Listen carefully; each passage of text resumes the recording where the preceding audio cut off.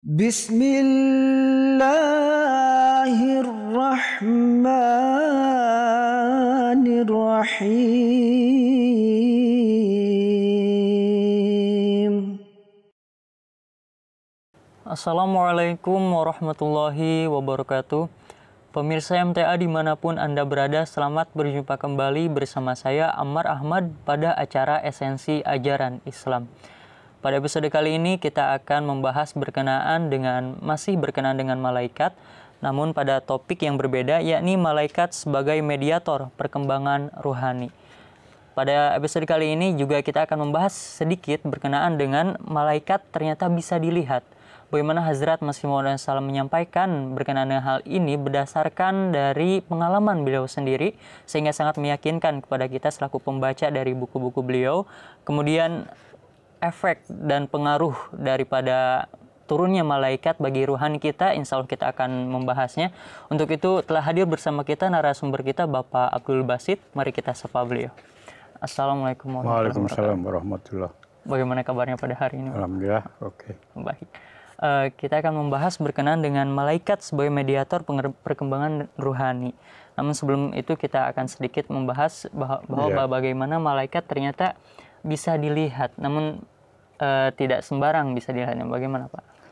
Ya, begini, di awal dalam pembahasan sebelumnya juga sudah dibahas bahwa malaikat ini tidak bisa dilihat dengan kasat mata, ya. Tapi tidak berarti bahwa tidak bisa dilihat, ya.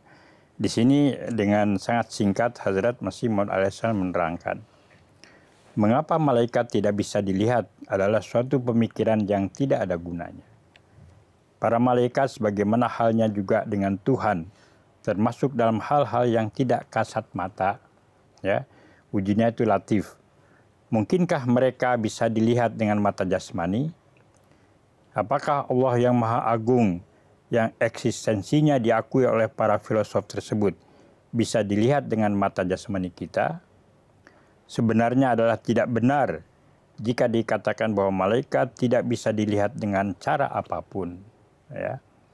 Mereka yang memiliki wawasan batin, ya, bisa melihat malaikat dengan mata rohani dalam kasyaf mereka yang sering kali mereka alami dan dalam keadaan jaga, ya. Kasyaf ini penglihatan rohani ketika dalam jaga, kalau mimpi kan dalam keadaan tidur, ya.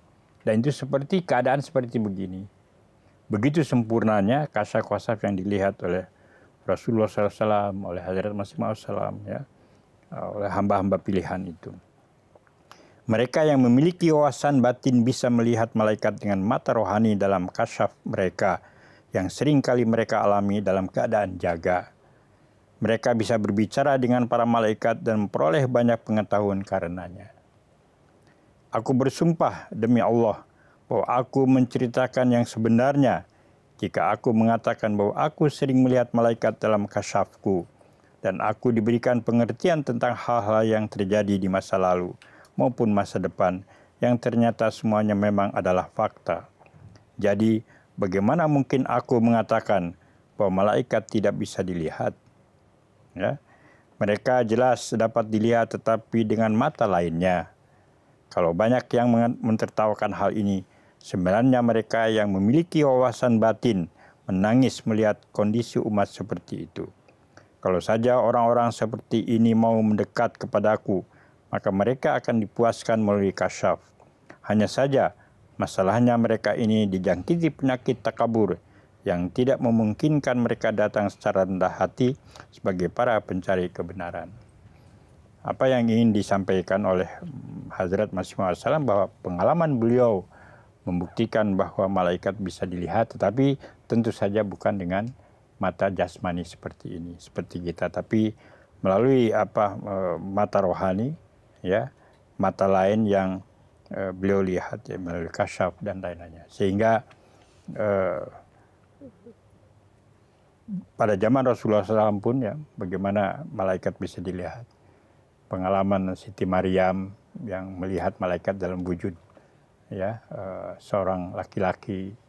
Kemudian banyak lagi, ya, kejadian-kejadian. Ya, jadi itu yang bisa dilihat.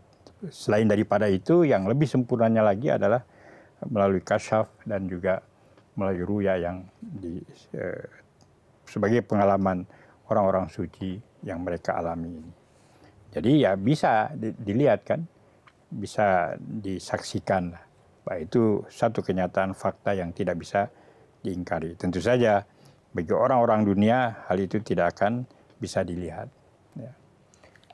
Kemudian ada hal yang sangat unik sekali dari pemaparan beliau, di mana bahkan bagi mereka orang-orang suci yang mampu menerima kasab dan melihat malaikat, mereka bisa menimba ilmu justru dari malaikat itu sendiri. Bahkan mereka bisa mengetahui berkenaan dengan masa depan, masa lampau dari malaikat ini, Pak. Ya kan kita harus tahu dulu hakikat malaikat itu bukan dari malaikatnya. Tapi itu kan apa yang dipesankan, yang diartikan oleh Allah Ta'ala. Allah Ta'ala sebetulnya. Itu kan hanya media saja, malaikat itu.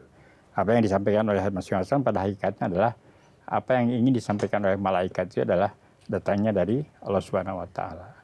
Nah, itu saja. Jadi di sini artinya apa yang disampaikan oleh malaikat itu adalah pesan dari Allah Subhanahu wa Ta'ala. Itu saja hakikatnya itu.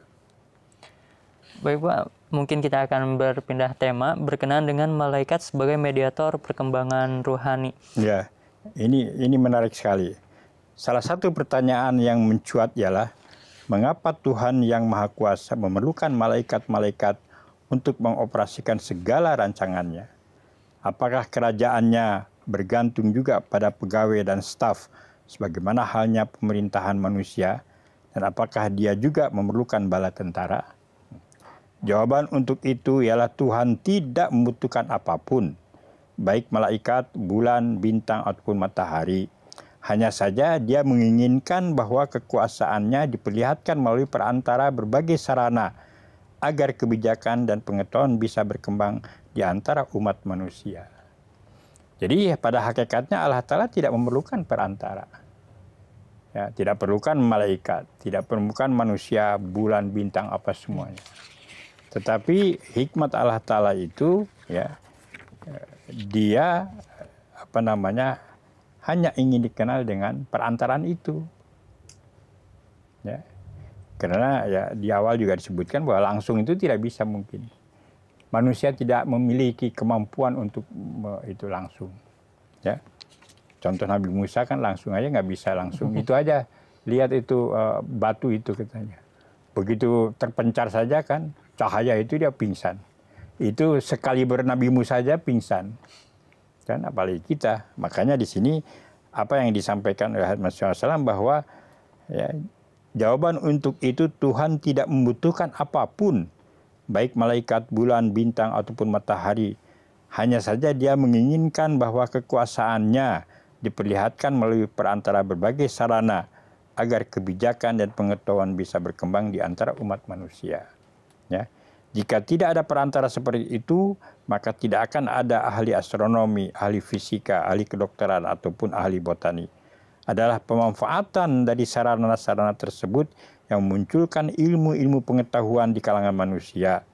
Jika kalian renungkan, maka kalian akan menyadari bahwa menyangkal pemanfaatan malaikat sama saja dengan menyangkal pemanfaatan matahari, bulan, flora, mineral, dan unsur-unsur alam lainnya.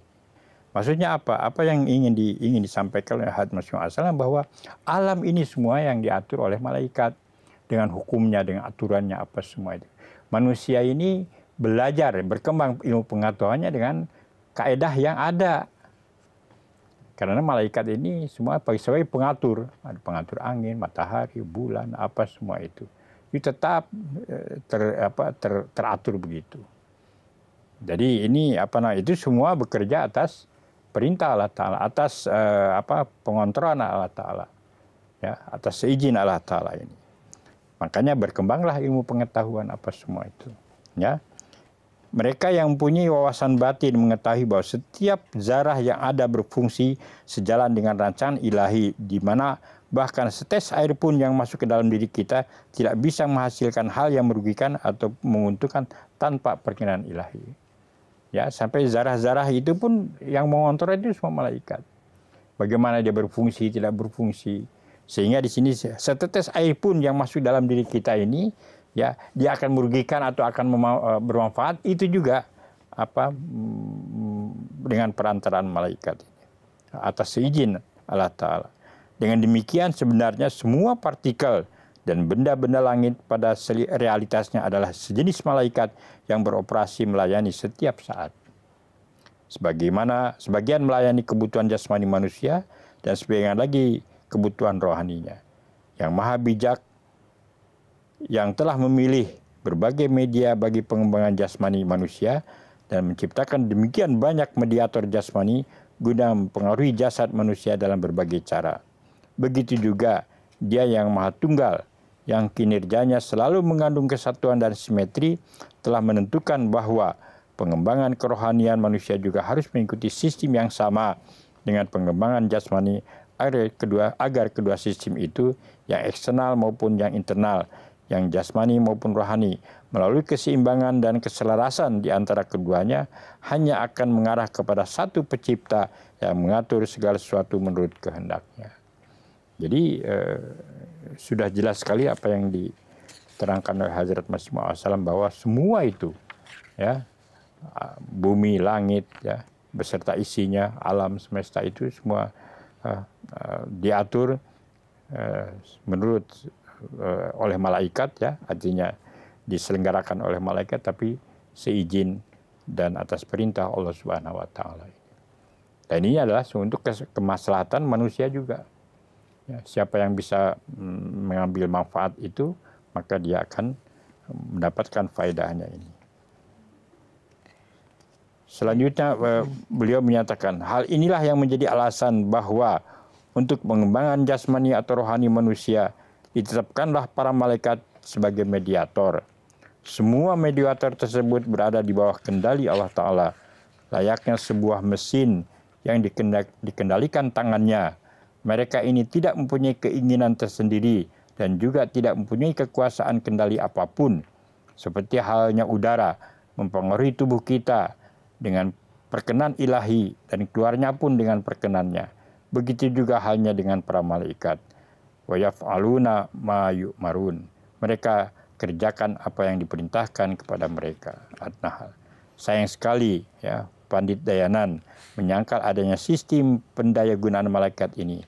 Kalau saja ia memiliki pengetahuan tentang sistem jasmani dan rohani dari Tuhan, maka ia tidak akan menyangkal hal ini dan meyakini akan keluhuran ajaran Al-Quran sebagai gambaran yang benar dari sistem hukum alam. Aina kamalatul Islam.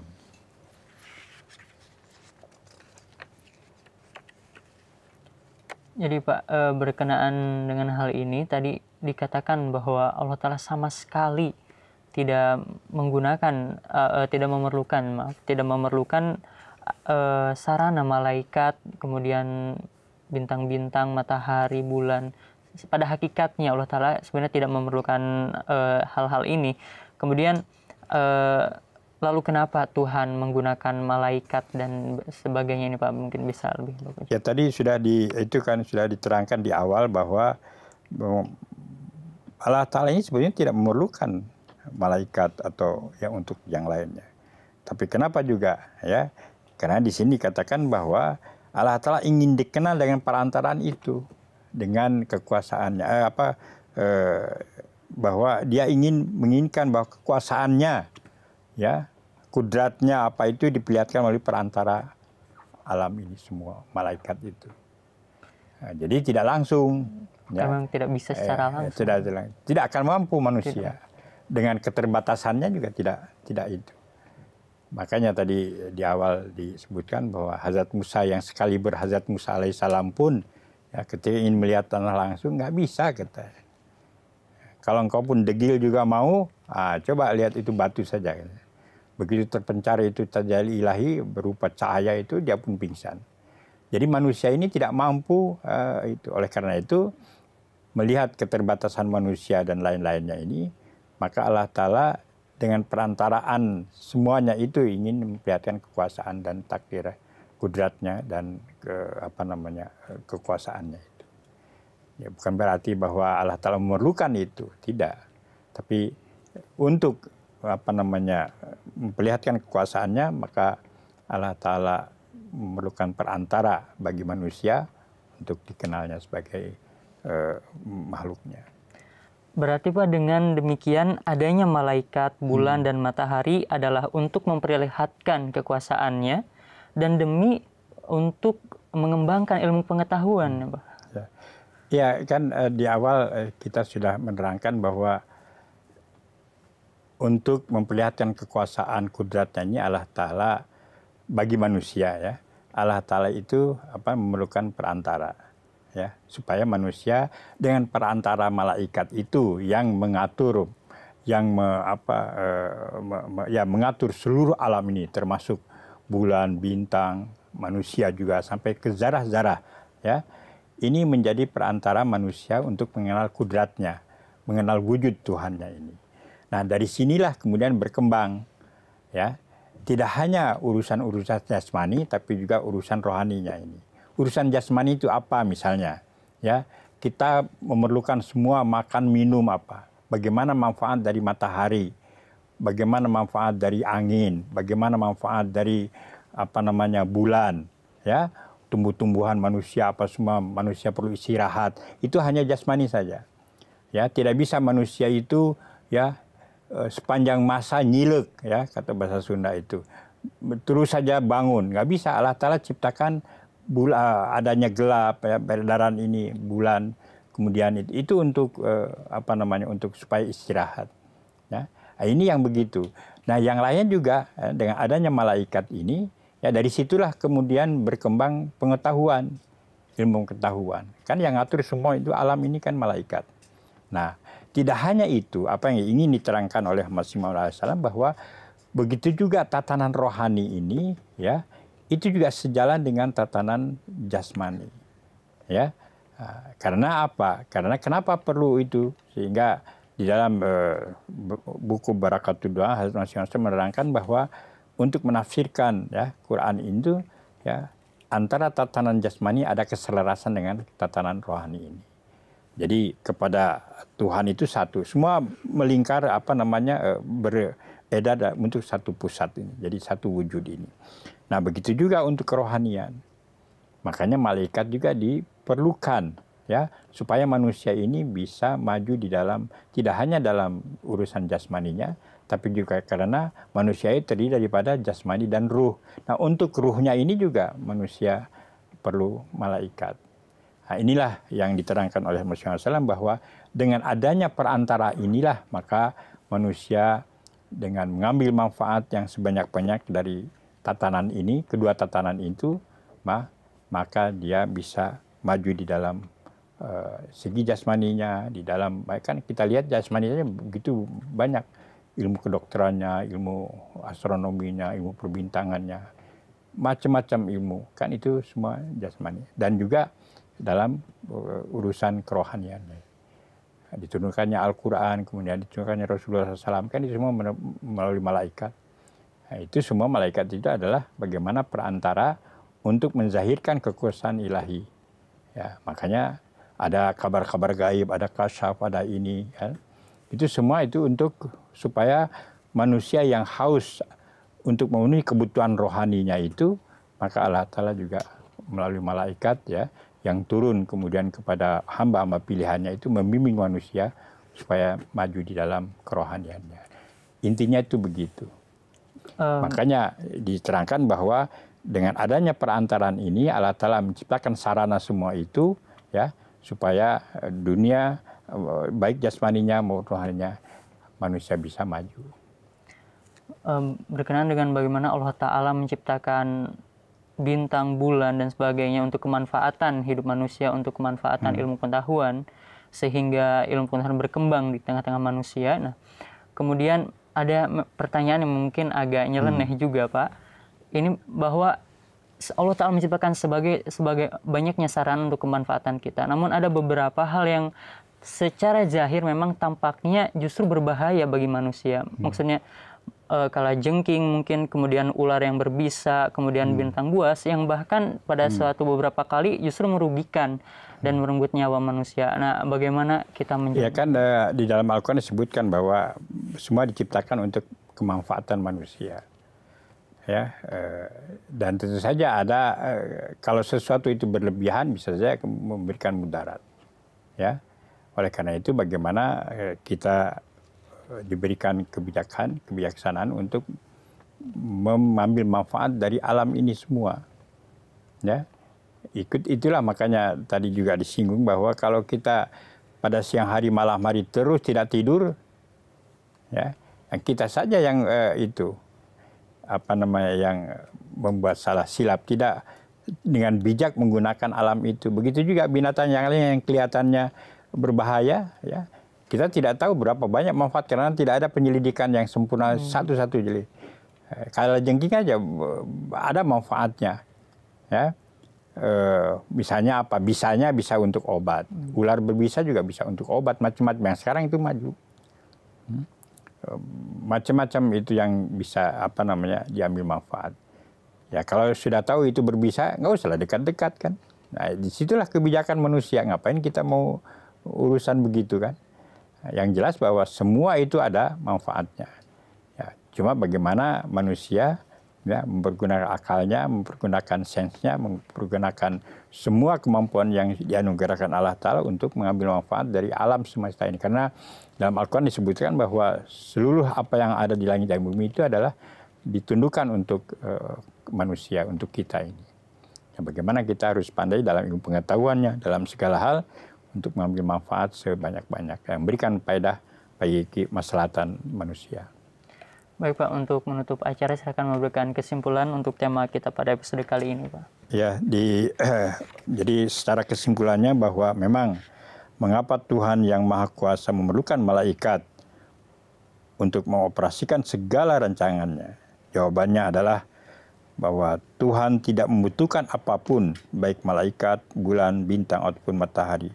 Hanya saja Dia menginginkan bahwa kekuasaannya, kudratnya, wujudnya diperlihatkan melalui perantara malaikat atau perantara semua ini atau sarana itu.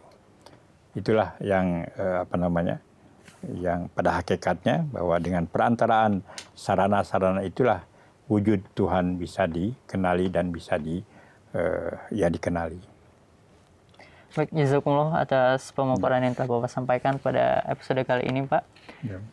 Baik, pemirsa di rumah, itulah apa-apa yang telah kita bahas pada episode kali ini. Bagaimana Hazrat Masih Salam menyampaikan bahwa malaikat juga berpengaruh pada perkembangan rohani kita, dan malaikat bisa dilihat tapi dengan cara yang khusus. Sebagaimana telah kita bahas, insya Allah kita akan membahas masih berkenaan dengan malaikat pada episode selanjutnya. Saya Amar Ahmad undur diri. Assalamualaikum warahmatullahi wabarakatuh. Waalaikumsalam.